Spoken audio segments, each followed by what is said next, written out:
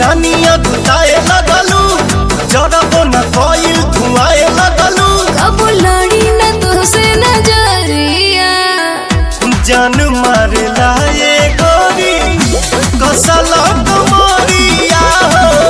हखट मीठी जवानी के चिखइबू ना बबुआ के खुश करके जाइबू ना। अरे हरा में दोबारा फेरू आइबू ना। झुमका दिलाऊंगा, कंगना दिलाऊंगा, सब कुछ मैं लाऊंगा तेरी पसंद।